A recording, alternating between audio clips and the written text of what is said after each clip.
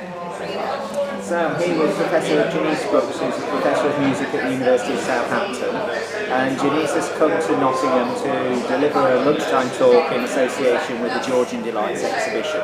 So we're going to talk about some of the themes that relate to that talk and some of the work that she's been involved with over the last few years. So welcome to Nottingham, Jeanice. Thank you. So when we're thinking about the Georgian home, what do we mean by that concept?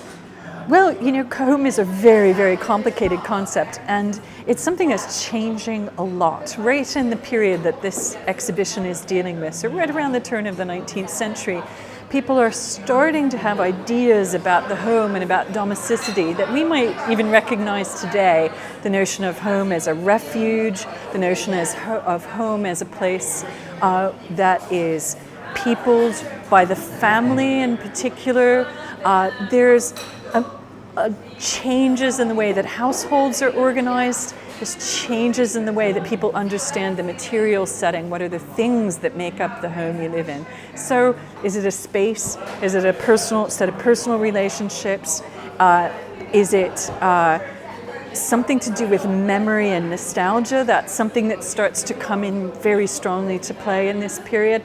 And music can connect to all these ways that people are starting to think about home. And that's what makes it such an interesting lens through which to look at home in the Georgian period, because it's a concept that's very multivalent, and music hooks into lots of different facets of how people are thinking about home.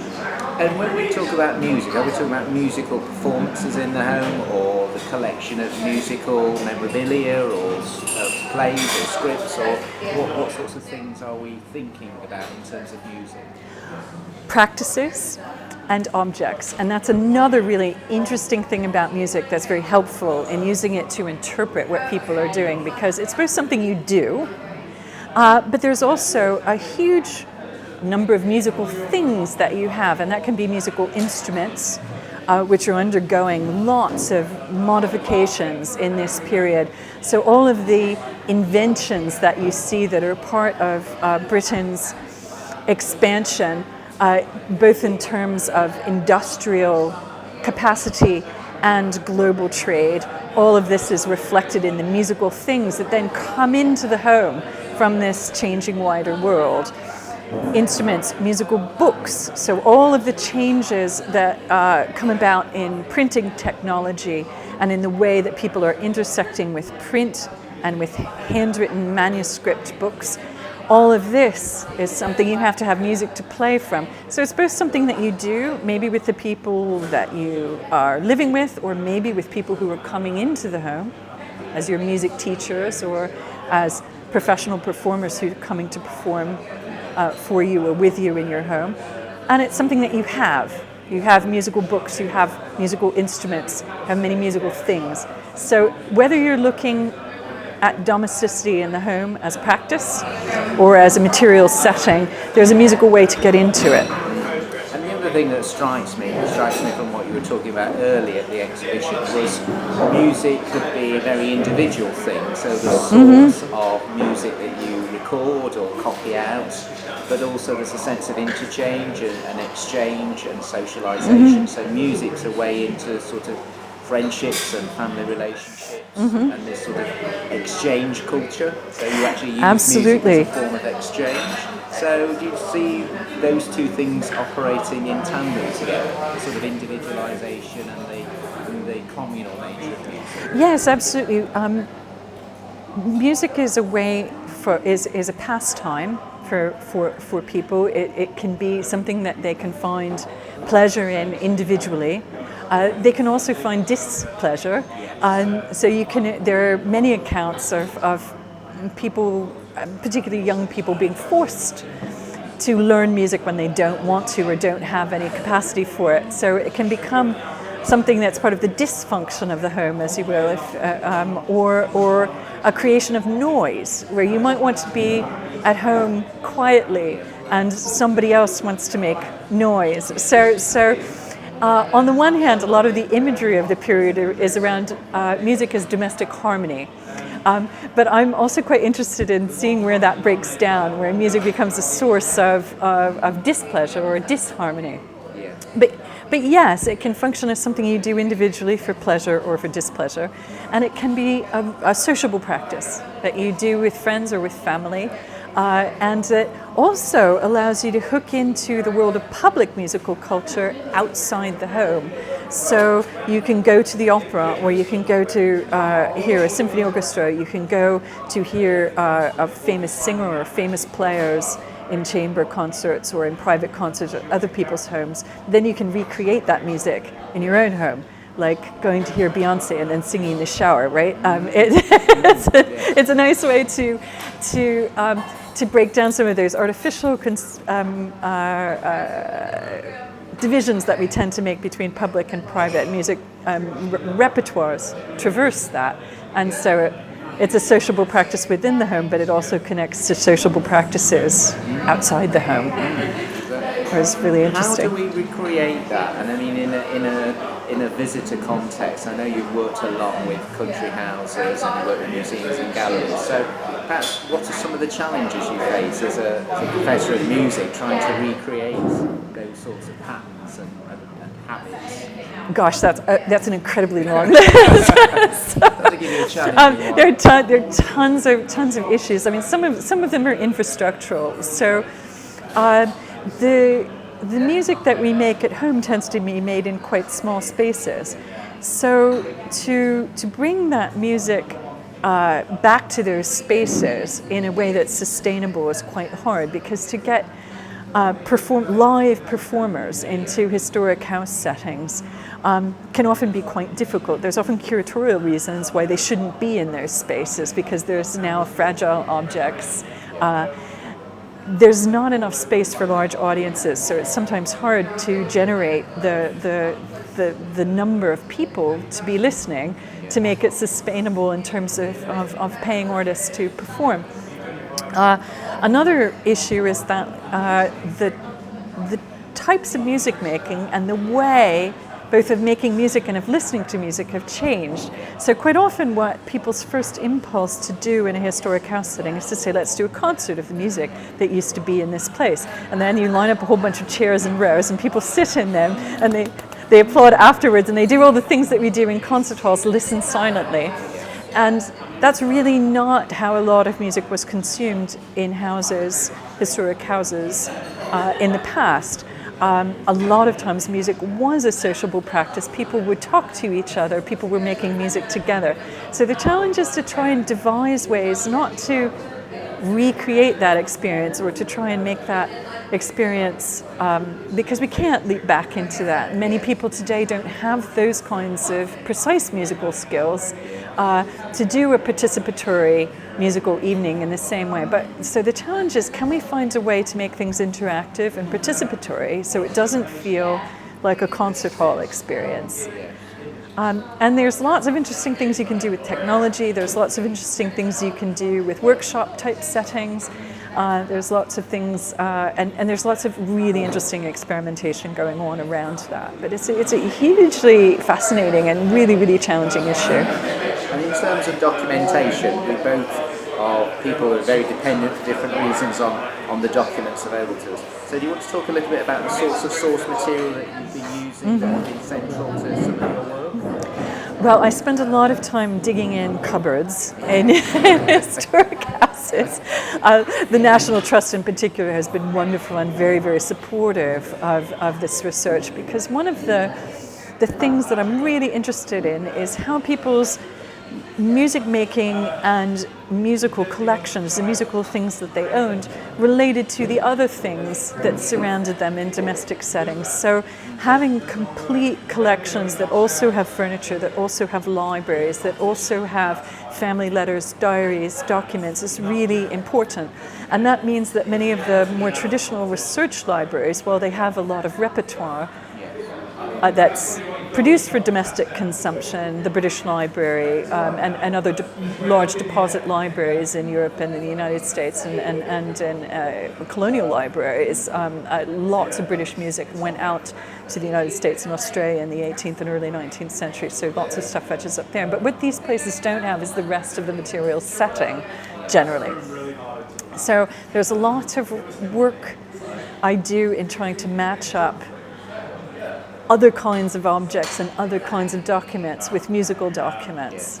So music books are absolutely central to what I'm doing, but they tend to be the kinds of music books that people haven't looked at a lot in the past. So I try to find music books that I can identify with specific owners, so I can figure out where they lived, if their house still exists, if records of that house still exist, if images of that house still exist. And then I try and find out things like inventories. I try and find out where in the house musical instruments were kept. And those kinds of sources are really very helpful. I try and find bills and accounts to try and find out how much money people are spending on music, what they're buying, who they're buying it from.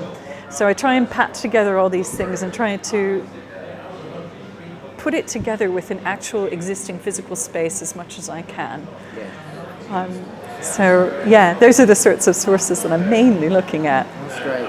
Now, in terms of the exhibition, we've focused on the reign of George IV, so it's a very precise slice of time, 1820 to 30. And I know a lot of your research really takes a longer view, so it's talking about the Georgian age and passions and attributes there. Are there particular things that you think we can say are characteristic of that quite tight period between 1820 and 1830? Are there any novelties, or is it really a continuation of habits that have been practiced for a little while? Well, I think there are some things that are continuations of patterns that are in place already by 1820. What you do see in the teens and the 20s that's really very interesting in terms of how music is fitting in the domestic interior is one is an emphasis on ease and comfort on the one hand. That's very characteristic of George's aesthetic as Prince of Wales.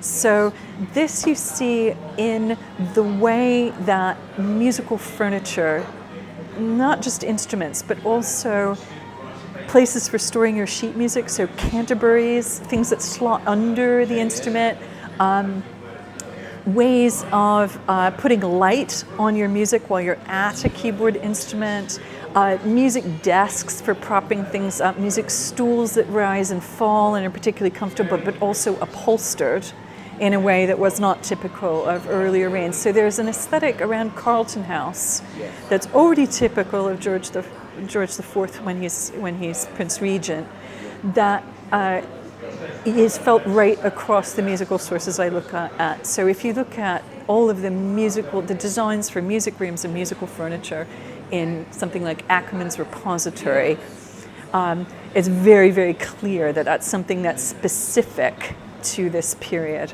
And that plays across musical repertories, their fashions that come in. Rossini is a big favorite with the Prince Regent, and also he's just everybody's favorite in the 1810s and 20s. So you see adaptations of Rossini in every possible permutation flooding into domestic music collections. That's another thing that happens in this period. And a fascination with technology that you see in musical instruments, but also in the production of fancy papers for music books, fancy bindings. So the sources themselves start to change. And in the 1820s, you can instantly spot something that's from this period by the kinds of papers, often very fancy papers that get used with odd metallized or other kinds of surfaces. So there are definitely there's some continuation, but there's also lots of things that haven't changed that are new and particularly characteristic of George IV. And what struck me was the sort of the music books as artifacts, and I work a lot on caricature, and I could see some of the marbling covers and some of the plates were exactly comparable with sort of caricature collections, which in some ways there are some points of comparison, because you could create and curate your own collection and exchange them, and it was a sort of another form of home entertainment. So I think, it's very specific and interesting what's happening in the music books, but it's clearly part of wider trends about sort of, as we go back to the start of our conversation, the home as a space of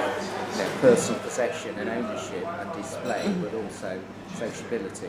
Yes, and the caricature books are something that you could pull off the shelf and leaf through. Yes. And the same is true of books of engravings or grangerized books, where you glue things in to illustrate, so you almost make your own illustrated book. And some of the same people who are doing these things, making grangerized books or making collections of caricatures, also own binders volumes of printed sheet music, which you can take down the shelf in the same way, and you can flip through and you can see the music of past seasons. You can see your past musical life, and the same way that a scrapbook, you can remember the people that you played that music with, or you can remember the theater you went to hear that music in. So as a something to collect within a library, some of these binders volumes of printed sheet music, which collect together all of the music that a particular owner wants to keep, function a bit like books of engravings or books of caricatures or scrapbooks or souvenir books, as a stimulus for memory, as a talking point or a focus for sociability, something that you can do with other people. And it's all part of that same economy, domestic economy, I would say. In terms of the home as a space, do you see more identifiable spaces where music is performed or practiced or consumed? Is there other sort of music rooms that aren't just in concert houses? Have you come across that? Yeah, well, it's really interesting how many different places music happens, and the period that I'm dealing with from the late 18th to the mid 19th century, and really focusing on around 1770 to around 1830, is notable for the rise of specific rooms called music rooms, which don't really exist much before the middle of the 18th century and have become quite common by the middle of the 19th, if you're affluent enough to have specialized rooms, which many people are not, obviously. But it is interesting to see that suddenly there's the idea that you have to have a special room to make music in. It's quite interesting how music has become part of the domestic aesthetic apparatus in the way that the library has, or the gallery where you would put your paintings. But actually, music is all over the place. And what's interesting about inventories and letters and other kinds of documents is you can find that instruments sometimes are kept in what we would think of today as very odd spaces, like entrance halls. Like, why would you put a music? But that's the biggest space for dancing. Organs are often in that space, in entrance halls or in galleries or in libraries, and sometimes that's about height. But also that's the space where you can gather for hymns or sermons or other kinds of domestic devotional practice. Lots of small keyboard instruments wind up in dressing rooms and private sitting rooms, where it becomes clear that they're actually part of a very intimate personal practice and possibly intimate sociability. I mean, if we watch costume dramas, we would think that only people ever did music in drawing rooms. But actually, you find music desks in libraries, gentlemen's libraries particularly, where a man who plays a flute or a violin, who does it for personal satisfaction or with a very small group of friends, might have them in his study or in the library. And women might have them in a day sitting room or dressing room, where you might really play for yourself or just with your sister or just with your friend. You might not be somebody who ever displays in that way that we see in costume drama. So it's, again, really, really interesting. The other interesting thing to think about is how far music travels within a domestic space and who else is listening. So we've been talking mainly about people who were possibly elite owners, but many of these people had servant musicians who performed with or for families who lived in elite dwellings. And servants themselves often made music in servants' halls or in their own parts of the house. So one experiment we've been doing up at Erddig, where we're doing in North Wales as a National Trust property, where we're doing a lot of sound and music experiments, is we've been putting people in different rooms across the house, everybody running around and seeing how far away can you hear them. There's an organ in the entrance hall. If you're playing the organ, can you really hear it everywhere? And the answer is yes, you can hear it in the servants' hall. So clearly lots of people are participating in musical, it becomes part of other people's home beyond the person who's playing. There was a servant at that house who played the violin, so we tried playing the violin in the servants' quarters to see how far away you could hear it, and the answer is really quite far. And there's a wonderful letter from Melusina Trench, who is a woman from a Hampshire family. I think the letter's from around 1809, where she's taking up London lodgings and she's setting them up, and her husband's away, and she writes to him, and she talks about how she's set up one of their servants with a violin and a master, a music master.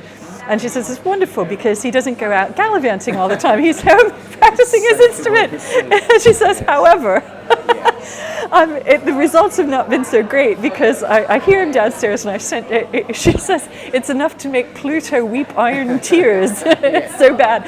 And several times she's sent down to the servants' quarters because she thought it was a squeaky door or something.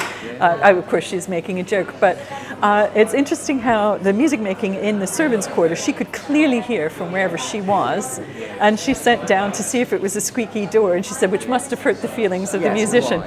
So there's a couple of really interesting things going on there. The use of music to control the servants.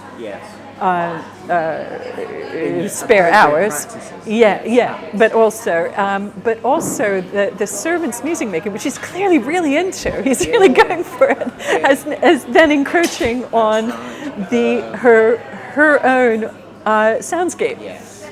So her domestic sound life is now being highly influenced by what her servant is doing. So there's all kinds of really interesting questions you can think about how sound's moving around the home. Yeah, and I suppose the element of class differentiation and also gender as well. How Absolutely. far have you found very specific gendered practices in the work that you've been doing? It's quite a lot. There's interesting evidence of some highly gendered practices around which instruments you play and who you play with and who you play for, what instruments you own, what music books you buy and how you copy them.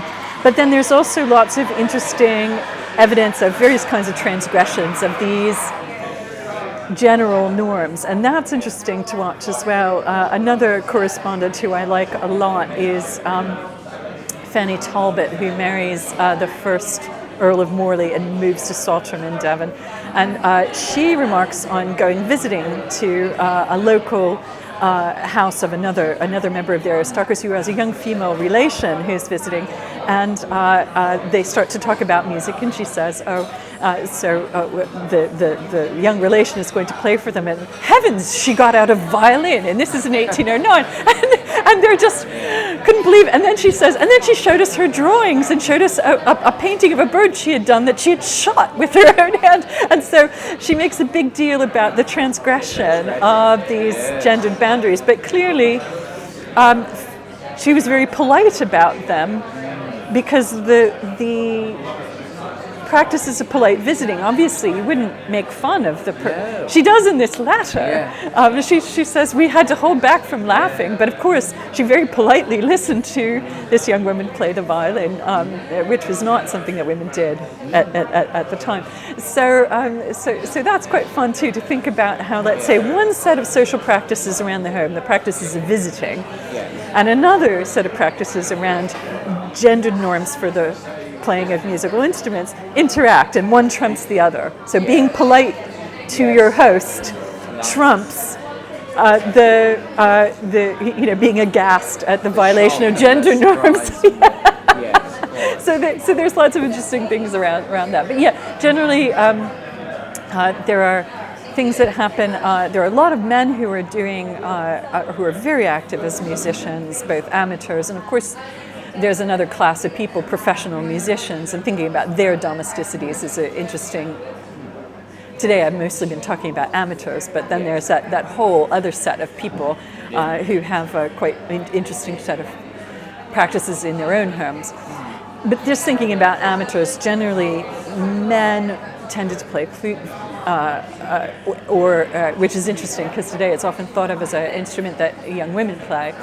But no, it's very, very much a masculine instrument at the time. And bowed string instruments, so violin and cello particularly. And there are a number of, even quite elevated aristocratic players who often had music parties at home so that they could play with like-minded individuals, and they're playing quite complicated stuff. Women, on the other hand, more singing, keyboard instrument oriented. But even there we have some lovely examples of transgression. So Kitty Courtney, who was a third Viscount, so the family at Powderham Castle, now the Earls of Devon. So this is the third Viscount Courtney, who was the youngest, I think, or one of the youngest of a very large group of siblings, and all the rest were girls. And he was the sole heir, but he had all of these sisters who were all quite active musically, and he was a really, really keen keyboard player. And when he came of age, he gave a concert for his assembled guests at the keyboard with a professional player. That's quite unusual. I've not found that elsewhere. And but I think again, this is someone of a family that was notable enough that could kind of do with it. That's great. So we do have men who play amateur men who play the keyboard and amateur women who play the violin, but that's not really the norm. I was just going to ask, by way of sort of conclusion, what you think the most surprising things are that have come out of your research. I mean, there's some fascinating, individual stories. But are there any sort of general patterns or things that perhaps taken you by surprise, or perhaps you had an idea but the research has actually proved it? Yeah, well, I think one thing that's emerged quite strongly is that music was a much, much more important part of how people understood and managed their homes in this period than we give it credit for. We are quite strongly interested in the visual culture of this period, and we lose track of how different the soundscape was and how meaningful it was. But just like today, when we walk into, if we close our eyes and we listen, our home sounds different than somebody else's home. There's different sounds, different musics, different voices, and they're very familiar to us and very evocative. And we can instantly identify place on the basis of sounds, just like other sensory input. And I think it's really important to try and take this multisensory approach to spaces in the past and to meaning making in the past, and to see how sound and music interact with the visual. And when we do that, we come up with a much more nuanced understanding of what people think home is at this time. It's been fascinating to have you here. Thank you for coming. I'm very pleased that you were able to share some of your expertise and knowledge, and I'm also so pleased that it sort of vindicates the exhibition title. We call it Georgian Delights, and there's no doubt that music was a delight in different ways. It's been great to have you here to help us share that with a wider audience, so thank you very much. Thank you.